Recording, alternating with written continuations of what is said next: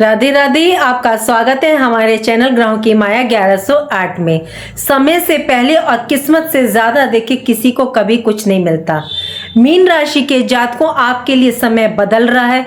ये वर्ष आपके लिए और वर्षों की अपेक्षा या यूं कहिए 2-3 वर्षों से आप काफी परेशान चल रहे थे।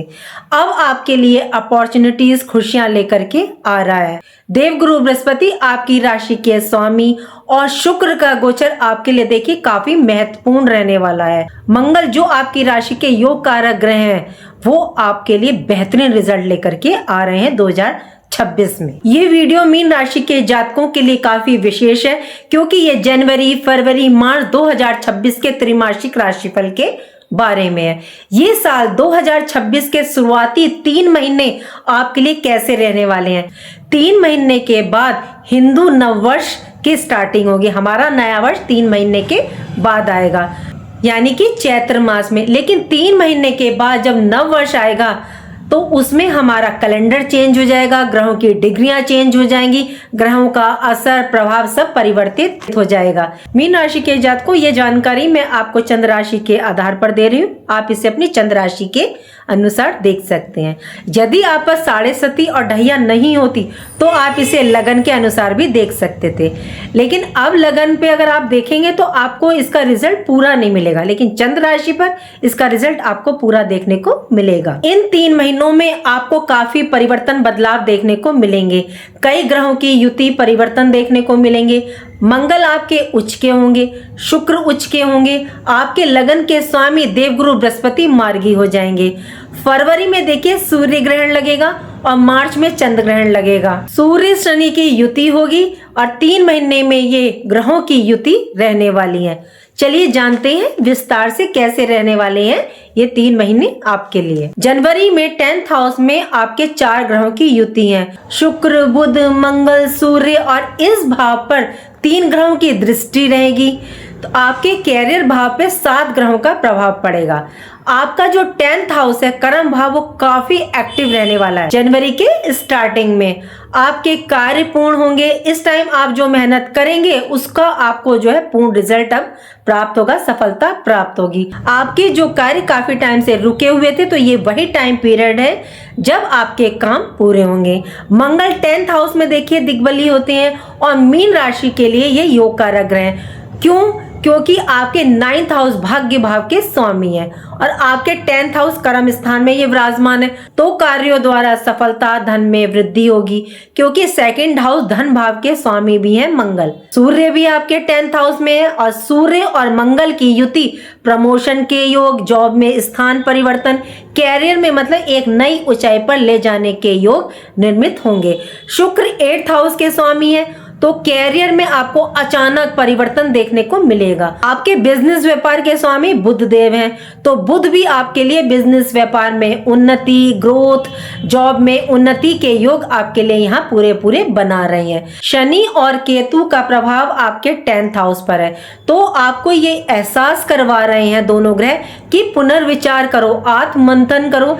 पिछले समय में आपसे क्या गलती हुई, वर्क प्लेस पर अपने कार्य को लेकर के, या डिसीजन आपने कोई गलत लिए तो उनको अब पहचानेंगे और अब आप आगे बढ़ेंगे। गुरु वक्री और केतु की वक्री दृष्टि आपको ये समझाने का प्रयास करेगी। 10th हाउस में इतने सारे ग्रहों का जमाव बढ़ा, ये आपके अथॉरिटी को दिखाता है। आपके अंदर कॉन्फिडेंस अपने ऊपर इस टाइम बढ़ेगा और आपके कार्य सिद्ध होंगे। इन सब ग्रहों की दृष्टि आपके देखिए 4th हाउस पर है। प्रॉपर्टी बेचने और खरीदने के योग निर्मित हो रहे हैं। गुरु केतु का प्रभाव आपके 10th हाउस पर है तो आपके अंदर ना इस टाइम प्रोडक्टिविटी काफी आपकी बेहतरीन रहेगी। आप कुछ सीखना चाहते हैं तो आपको सफलता प्राप्त होगी। 13 जनवरी को देखिए शुक्र आपके 11th हाउस में प्रवेश करेंगे। शुक्र का 11th हाउस में प्रवेश धन में वृद्धि के योग बनेंगे, अचानक से धन प्राप्ति के योग, घर में खुशियों का माहौल, आपके मतलब इच्छाएं, डिजायर्स को ये पूरा करेंगे। या कोई मतलब विशेष इच्छा जो आप काफी टाइम से चाह रहे थे और वो आपकी पूर्ण नहीं हो रही थी तो ये वही टाइम रहेगा जब आपकी पूरी होगी। जीवन जो रुक सा गया था, स्टक हो गया था, तो अब आगे बढ़ेगा। आपकी लाइफ को अब गति मिलेगी। इनकम, आय के स्रोत, साधन अब आपके लिए बढ़ेंगे। शुक्र की दृष्टि देखिए आपके 5th हाउस पर है और ये बाहर लव रिलेशन का होता है, तो लव रिलेशन के लिए काफी अच्छा समय रहेगा। शेयर मार्केट में लॉन्ग टर्म इन्वेस्टमेंट करना चाहते हैं तो उसके लिए काफी अच्छा है। शुक्र का परिवर्तन आपके लिए काफी बेस्ट उत्तम रहने वाला है। 14 जनवरी को सूर्य का परिवर्तन आपके 11th हाउस, ये सूर्यदेव आपके 11th हाउस में प्रवेश करेंगे। 11th हाउस आपका अब एक्टिवेट हो जाएगा। काफी टाइम से आप देख रहे होंगे कि शनिदेव आपके 1st हाउस में, और ये ऊपर से वक्री हो गए, तो आपको अपॉर्चुनिटीज, अवसर तो आ रहे थे, लेकिन जब बात रिजल्ट की आती थी तो आपको रिजल्ट नेगेटिव प्राप्त हो रहे थे। जैसे इंटरव्यू या आपने कोई एग्जाम दिया, लेकिन आपका एग्जाम और इंटरव्यू काफी अच्छा गया, आपको पूरी उम्मीद थी कि मेरा सिलेक्शन हो जाएगा, लेकिन ऐसा नहीं हुआ। नेगेटिव रिजल्ट आपको प्राप्त हुआ, पॉजिटिव नहीं प्राप्त हुआ। मतलब अवसर तो मिला, अपॉर्चुनिटीज तो आई, लेकिन उसका रिजल्ट आपको प्राप्त नहीं हो पाया। लेकिन अब ये वही समय है जब आपको अपॉर्चुनिटीज के साथ साथ फाइनल रिजल्ट भी आपको पॉजिटिव प्राप्त होंगे। अब जीवन को आपके गति सही दिशा मिलेगी। सूर्य यहाँ आपके लिए पद प्राप्ति प्रमोशन के योग बना रहे हैं। सूर्य गवर्नमेंट के कारक है, गवर्नमेंट जॉब के काफी अच्छे योग बन रहे हैं। यदि आप गवर्नमेंट जॉब की तैयारी कर रहे हैं तो उसके लिए काफी अच्छे योग ये बना रहे हैं। सरकार रिलेटेड कार्य आपके रुके हुए थे, अड़चन आ रही थी, तो वे अब पूर्ण होंगे।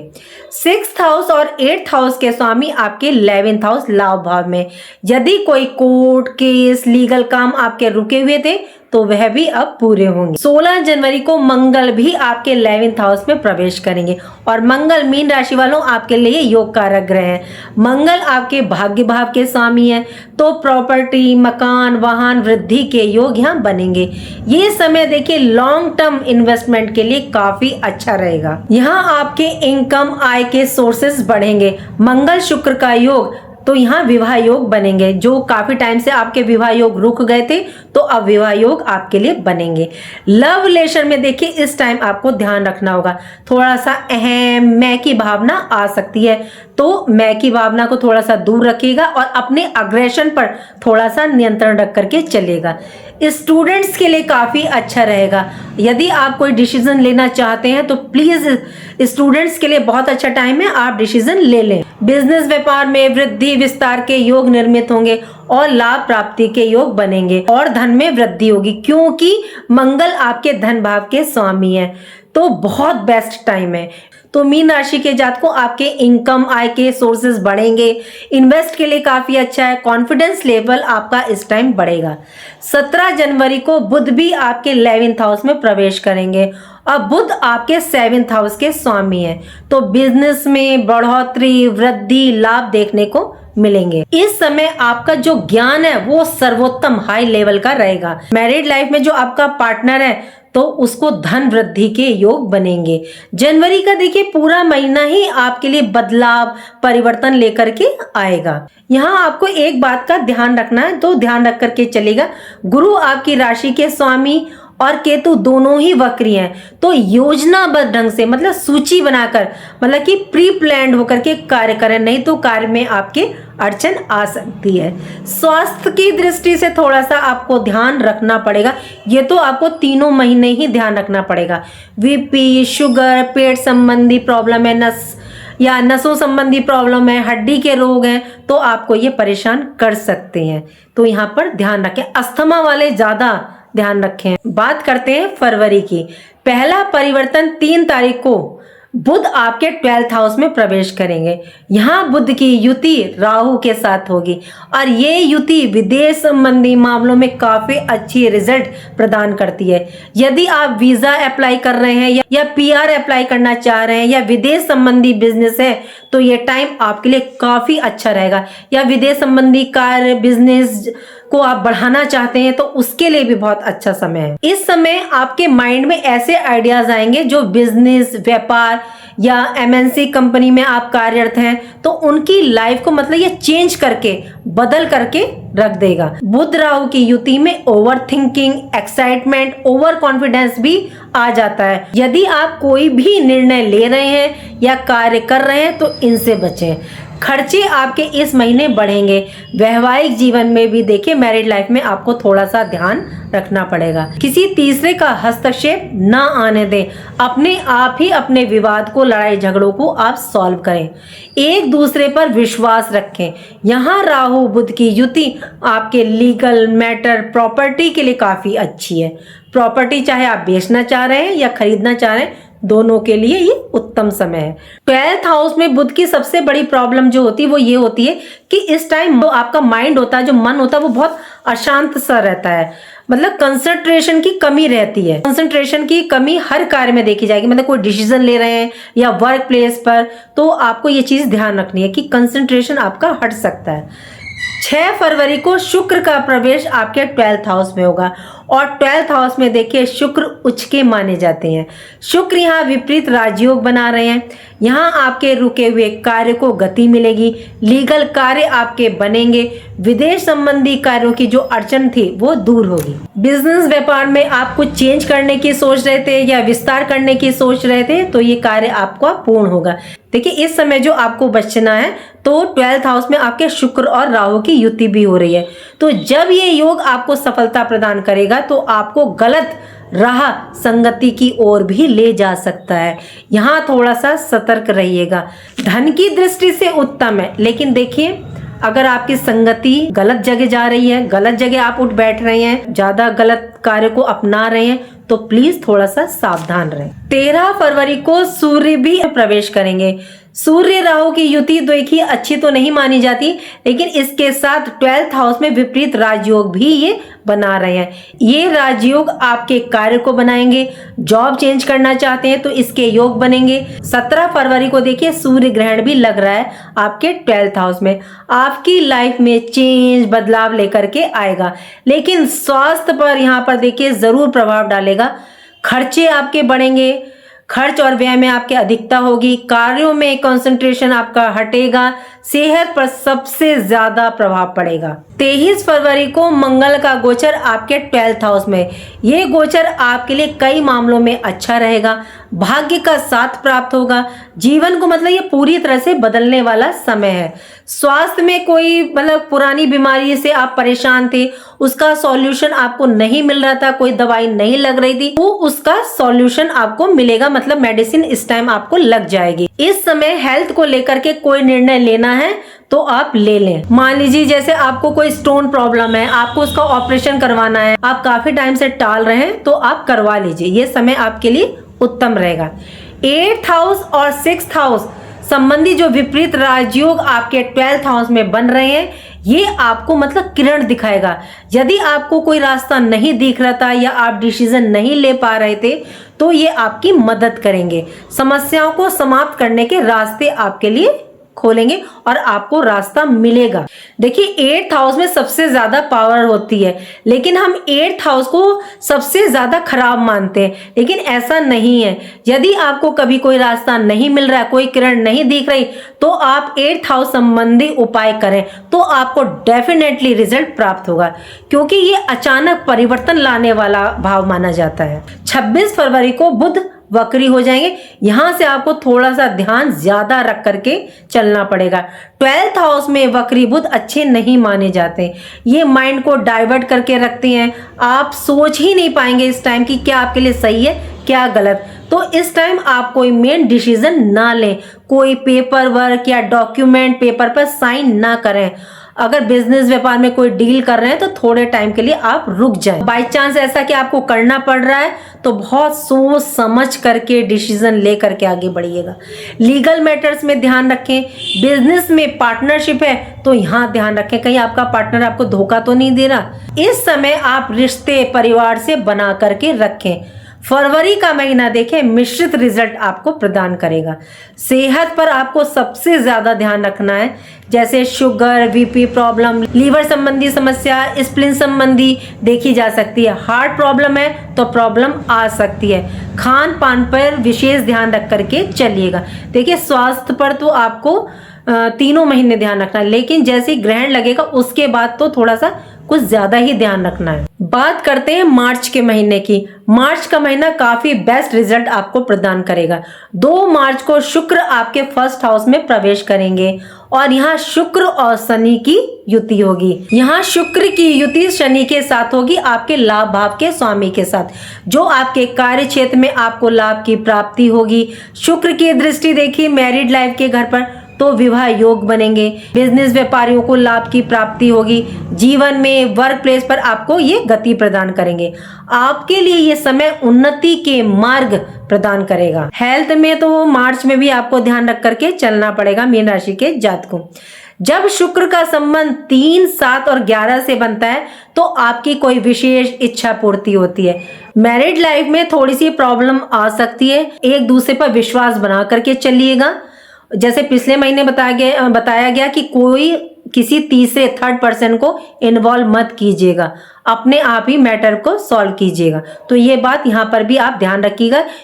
3 मार्च को देखिए चंद्र ग्रहण लग रहा है। ये ग्रहण आपके 6th हाउस में लग रहा है। ये आपके लिए सूर्य ग्रहण से ज्यादा अच्छा रहेगा चंद्र ग्रहण। इसमें वर्क प्लेस पर बिजनेस में जो प्रॉब्लम आ रही थी वह दूर होंगी। लाइफ के संघर्ष आपके खत्म होंगे। आपकी अपनी योग्यता इस समय बढ़ेगी। इस समय आप स्वयं पर ध्यान देंगे, अपनी पर्सनैलिटी व्यक्तित्व पर ध्यान देंगे। जो प्रेग्नेंट लेडीज हैं वो प्लीज केयरफुल रहें, अपना ध्यान रखें। 11 मार्च को आपको बहुत बड़ी राहत मिलेगी। आपकी राशि के स्वामी लग्नेश देवगुरु बृहस्पति मार्गी हो जाएंगे। आप काफी टाइम से देख रहे होंगे कि आपके कार्य में अड़चन, स्वास्थ्य में गिरावट, तो अब आपको कार्य में रिजल्ट प्राप्त होगा। आपकी लाइफ में मतलब खुशियां वापस आएंगी। सबसे बड़ी बात जो आपको देखने को मिलेगी वो ये कि आपके स्वास्थ्य में अब सुधार होना शुरू हो जाएगा। पर्सनल प्रोफेशनल लाइफ में अप डाउन्स आ रहे थे तो अब बैलेंस होंगे। कैरियर भाव पर दृष्टि है तो कैरियर में आपको अच्छे रिजल्ट प्राप्त होंगे। फर्स्ट हाउस के स्वामी है देखिए देवगुरु बृहस्पति, और बृहस्पति फर्स्ट हाउस यानी आप स्वयं, तो आपका कॉन्फिडेंस जो है अपने ऊपर से जो कम हो गया था तो वह अब बढ़ेगा। लाइफ में परेशानी ऑब्स्टिकल अब दूर होंगे। शनि और गुरु मार्च 2025 से आपको कोई रिजल्ट नहीं प्रदान कर रहे थे।